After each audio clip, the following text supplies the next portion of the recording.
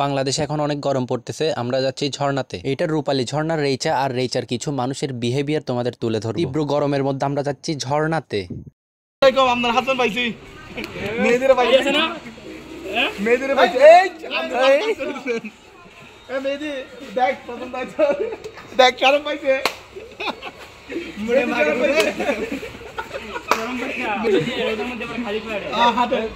তো আমরা এই পাগলটা নিয়ে কেন হাসাহাসি করছি, আমাদের একটা ফ্রেন্ডের পকেট থেকে চশমা পড়ে যায়, তার কোনো খোঁজ খবর নাই। ওই মহিলাটা দেখাই দিছে তোমাদের চশমা পড়ে গেছে। ওনাকে দেখতে পাগলের মতো লাগতেছে, উনি কেমনে বুঝাই দিল কিংবা কেমনে দেখাই দিল সেটা আমরা চিন্তা করতেছিলাম। তাই হাসি চলে আসছিল সবার। ব্লগ বানানো কিংবা বিনোদনের জন্য ওনার সাথে হাসাহাসি হয় নাই, কারণ এইসব মানুষের সাথে হাসাহাসি করা একদম উচিত না ভাই। সেই লেভেলের গরম পড়তেছে, গিয়ে স্নান করব রূপালী ঝর্ণার পানিতে। তো রেইচার মানুষ আমাদের কি করছে সেটাই তোমাদের এখন বলি। আমার বন্ধুরা যে স্পটে দাঁড়িয়ে দুষ্টামি করছিল ওইটার অপোজিট পাশে একটা দোকান ছিল। তো দোকান থেকে আমার বন্ধু জাহিদ কেনাকাটা করতেছিল।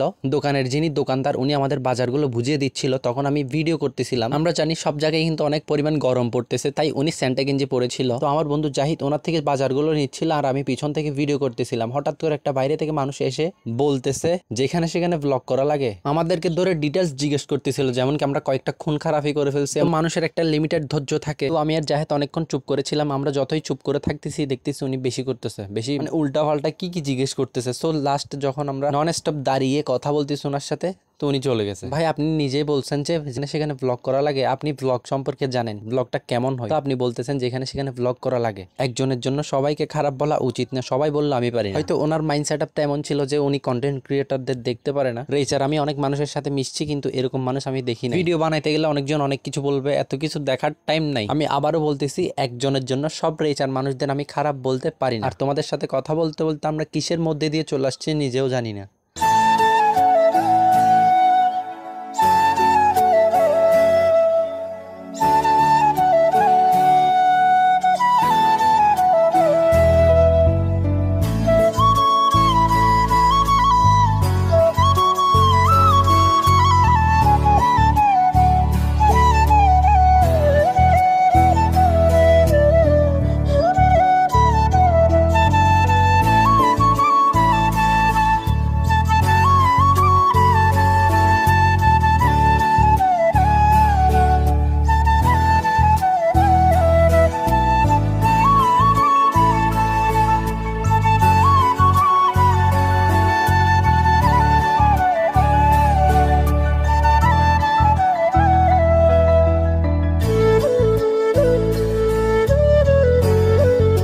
এত মোটা মানুষ উপর থেকে কেমনে লাভ দিল সেটাই কল্পনা করতেছি। গাইস রূপালী ঝর্ণাতে কিন্তু একদম পানি নাই নিচে, যেটা আমরা ঝর্ণার দেখি কিংবা স্নান করি এবং ছবি তুলি ওইটাতে কিন্তু একদম নন স্টপ পানি নাই। এটা থেকে কিন্তু পানি ওইদিকে যায়। তো রূপালী ঝর্ণা যারা আসবা কিংবা আসার প্ল্যান করতেছো, এখন কিন্তু পানি একদম নাই, এখানে আসতে হবে যদি রূপালী ঝর্ণা আসতে ইচ্ছে করে। আর আমরা যখন 2 বছর আগে আসছিলাম রূপালী ঝর্ণাতে তখন কিন্তু অনেক পরিমাণ পানি ছিল। তো আমার এই বন্ধু লাভ দেওয়ার চেষ্টা করতেছে, সাহস হয়ে উঠতেছে না। সো তুমি তো গেছো হইলো, আমি তো একদম পারতেছি না, আমি এগুলাতে নাই ভাই লাফালাফি। এই গরমের মধ্যে আমি যাব শুধু স্নান না করে, এখান থেকে সবাই স্নান করে যাচ্ছে, অনেক কষ্ট পাইছি, অনেক মিস করতেছি এই গরমের মধ্যে ঝর্ণাতে গোসল করা কিংবা স্নান করার মজাটাই। তো আমিও স্নান করতাম কিছুদিন ধরে, আমি অনেক অসুস্থ। এখন যদি ঝর্ণার পানি শরীরে কিংবা মাথায় বাজে তাহলে আমি আরো অসুস্থ হয়ে যাব। তোমার জন্য আকাশ হব মন খারাপের দিনে, খুব ইচ্ছে হলে যোছনা দেব সুখের দামে কিনে। তোমার জন্য আকাশ হব মন খারাপের দিনে, খুব ইচ্ছে হলে যোছনা দেব সুখের দামে কিনে। তোর স্বপ্ন তো আমার ওই বন্ধু এখনো লাভ দিতে পারে নাই, সো সাহস হয়ে উঠতেছে না। আমার ট্রাভেল করার খুব ইচ্ছে নাফাকুম ঝর্ণা। নাফাকুম একটা প্রাকৃতিক জলপথ যেটা বান্দরবানে অবস্থিত, থানচি উপজেলায়।